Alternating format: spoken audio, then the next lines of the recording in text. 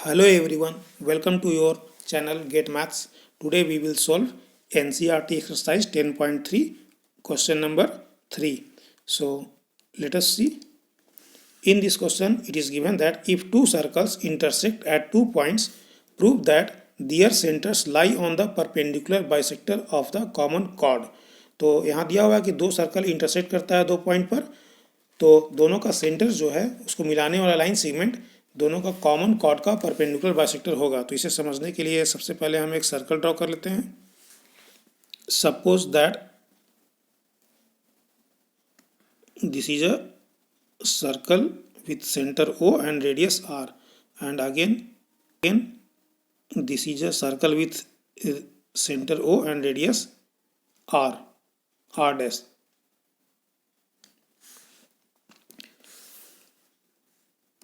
Suppose that this is center O and this is center O dash and common chord is AB तो AB को मिला देते हैं हम लोग। ये कॉमन कॉर्ड है AB। तो हमें प्रूफ करना है कि O डैश जो है वो AB का परपेंडिकुलर बाइसेक्टर होगा। तो इसे प्रूफ करने के लिए हमें कुछ कंस्ट्रक्शन भी करना पड़ेगा। Join O to A, join O to A, O to B, O dash to A and O dash to B। इस एंगल को हम लोग 1 मान लेते हैं, एंगल AO, और ये point of intersection where AB and O dash intersects, let this is M. This is M. ये एंगल 1, ये एंगल 2, ये एंगल 3 और ये वाला angle OMB is suppose that this is 4। तो सबसे पहले हमें गिवन लिखना पड़ेगा।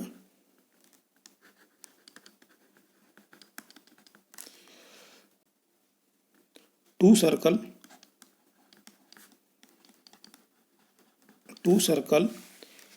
with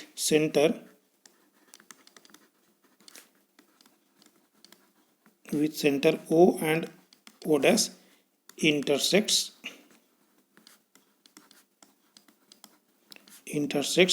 at A and B. Then we have to prove that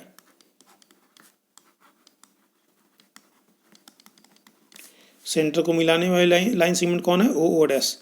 तो O dash is perpendicular bisector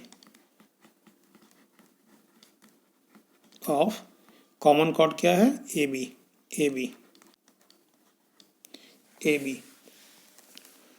construction क्या किए हम लोग? लिखना पड़ेगा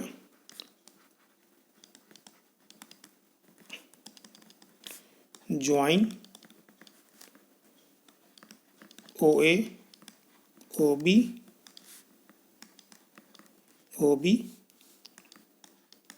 O dash A and O dash B। अब इसे प्रूफ करने के लिए हम क्या करेंगे कि ऊपर का ट्रायंगल OA O डैश और OB O डैश को कॉन्ग्रुएंट करना पड़ेगा। तो देखते हैं कैसे।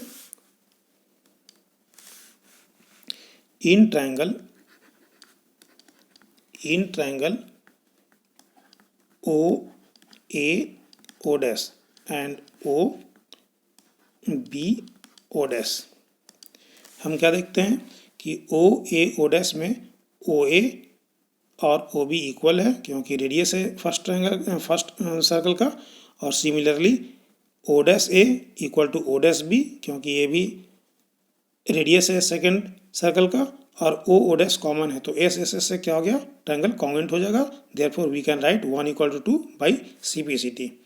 Now we write OA equal to OB क्योंकि रेडियस है। Second O dash A equal to O dash B क्योंकि ये सेकंड सर्कल का रेडियस है, और O dash equal to O dash common.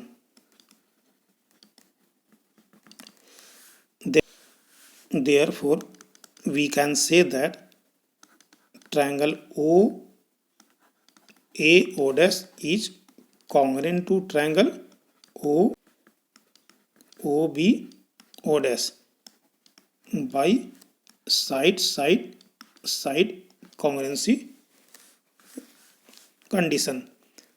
अब अगर ट्रायंगल कॉन्ग्रेंट है तो हम लोग कह सकते हैं angle 1 equal to angle 2। Figure में देख लेते हैं, ये एंगल AOM और BOM 1 इक्वल टू 2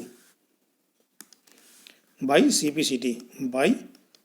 CPCT। इसके बाद हम लोग एक ट्रायंगल को और कॉन्ग्रेंट करेंगे।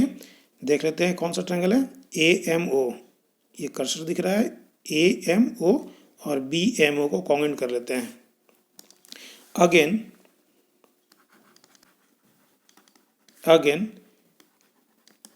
In triangle AMO and BMO,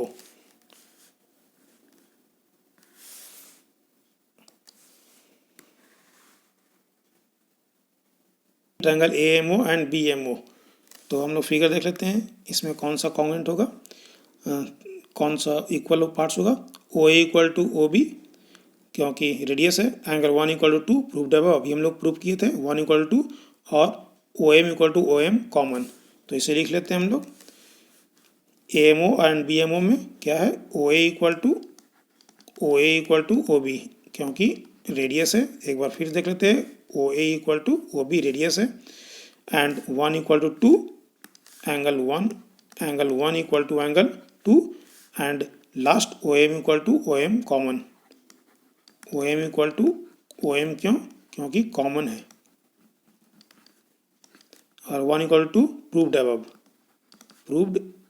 above हम लोग जस्ट ऊपर प्रूव किए थे, देख लेते हैं 1 equal to 2 by CPCT। So triangle congruent हो गया। Therefore we can say that triangle AMO is congruent to triangle BMO। अब जब कॉन्ग्रेंट हो गया तो हम लोग कह सकते हैं कि फिगर देख लेते हैं, AM इक्वल टू BM, क्योंकि ट्रायंगल कॉन्ग्रेंट है, AM इक्वल टू BM, और एंगल 3 इक्वल टू एंगल 4, ये ऊपर का एंगल 3 है यहाँ पर, और ये एंगल 4 है, तो हम लोग कह सकते हैं अब AM equal to BM by CPCT। तो OO dash is bisector of AB, क्योंकि AM इक्वल टू BM आ गया। हम लोग देख रहे हैं कि OO डैश जो है वो बाइसेक्टर हो गया, क्योंकि AM इक्वल टू BM आ गया, इसलिए OO डैश M पर इसे बाइसेक्ट करता है कॉमन कट को। अब दिखाना है कि परपेंडिकुलर भी होगा, तो also we can say that angle 3 equal to angle 4 by CPCT। अब हम देखते हैं क्या कि एंगल 3 और 4 जो है वो एंगल 3 और 4 जो है वो लीनियर पेयर है, तो हम लोग कह सकते हैं angle 3 plus angle 4 equal to 180 degree. क्योंकि ये लीनियर पेयर है।